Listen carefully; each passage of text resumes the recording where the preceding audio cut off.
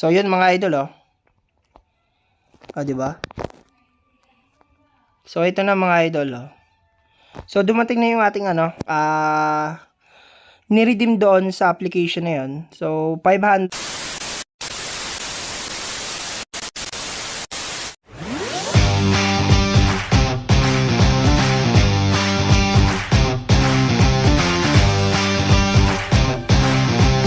So, hello, what's up mga idol? So, welcome back na naman po ulit para sa ating YouTube channel. So, for today's video nga po pala mga idol ay tuturuan ko kayo kung paano natin ma-redeem yung diamond sa application na anuhin natin ngayon, ano?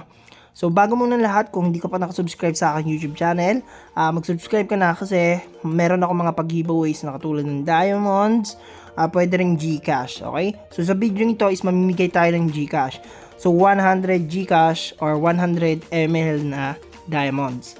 Okay? So, mamimili ako sa comment section ng mananalo. Okay? So, proceed na tayo para sa ating video mga idol. So, ito na nga po pala mga idol ang tinutukoy kong application na ito. So, si Xworld ulit mga idol. So, wala nang ibang mga idol ang pwede nating kakitaan dito ng diamonds. Okay? So, sa paglalaro ko mga idol is nakaipon na ako ng 100,000 na build tokens, which is equivalent yan sa pesos ng 860 mga idol. Okay, yan o. 860 pesos. So, pwede natin siyang gawin into i-withdraw sa ating Gcash or pwede naman sa ML Diamonds. So, pipili natin ngayon is ML Diamonds mga idol. Okay?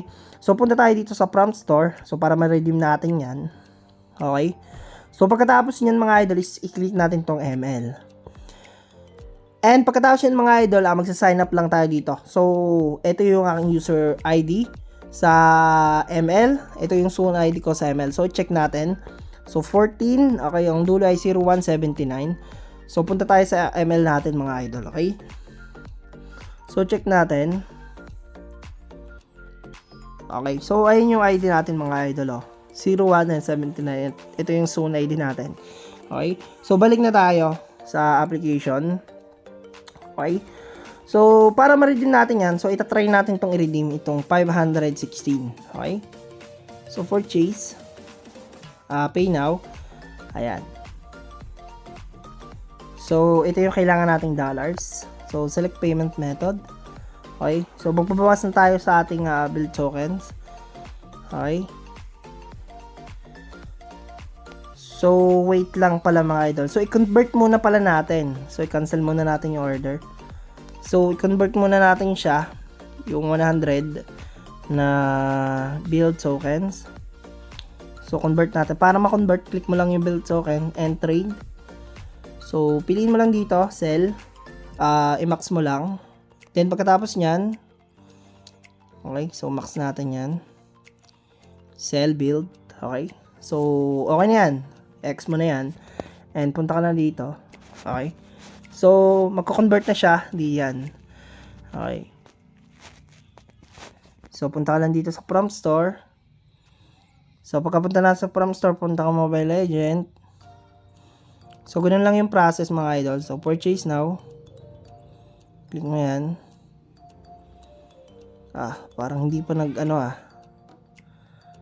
Okay. So, wait lang. Hindi pa siya kasi mabagal yung conversion niya eh. Wait lang. Hindi pa totally napaprocess last. 400 PHP pa lang yun nandun. So, wait lang natin.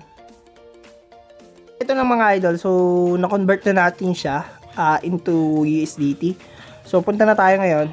So, mabagal lang kasi ang niya conversion niya. Okay. Then, pagkatapos nyan, click ka Mobile Legend. Tapos mga ito itong 500. So, purchase natin siya. So, kailangan natin $9. Okay. So, pag ganyan na yung nalabas, wala na yung iba. So, okay na yan. So, i-click mo lang yung pay now mga idol. Siyempre, ilalagay natin yung password natin. Wait lang. So, ito na yung lalabas mga idol kapag okay na. So, payment successful. Okay, so screenshot natin siya. Then, punta tayo sa ML account natin.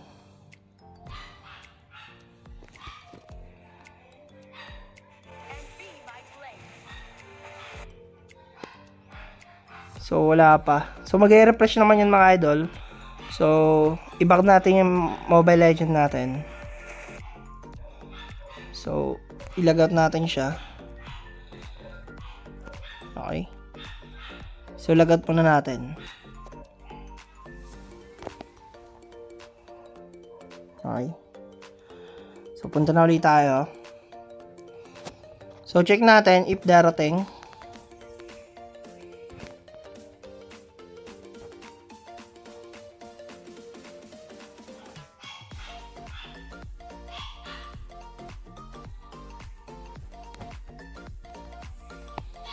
So, yan. So, yun mga idol, oh. O, diba? So, ito na mga idol, oh. So, dumating na yung ating, ni-redeem doon sa application na yun. So, 578. So, pinakita ko naman sa inyo ang step by step yung process niya kung paano natin gagawin siya. Okay? So, ganoon lamang siya mga idol. Okay. So, makikita nyo naman dito yung yung inyong resibo kapag ka nagkataon. Okay. So, yan. So, makikita mo dito lahat. So, medyo mabagal lang siya kasi nga, Okay. So, may lalabas dyan na, ayun, diba, madami na akong naging dito, yung ni-redeem na diamonds sa ating Mobile Legend. Okay. So, yung iba naman is wini-withdraw ko into cash. Ayan. So, nagano na ako na dyan ng mga ganyan. So, yung iba naman mga idol is nakuha natin sa tricks. Kung hindi po nyo pa napapanood yung tricks natin na nakaraan, nagano tayo. So, ito pwede natin withdraw into cash. So, i-withdraw natin yan. 344. So, i-max na natin yan. So, all. Okay. So, Gcash ang ating So, next. Yon, okay na. So, ayan yung ating Gcash. So, confirm.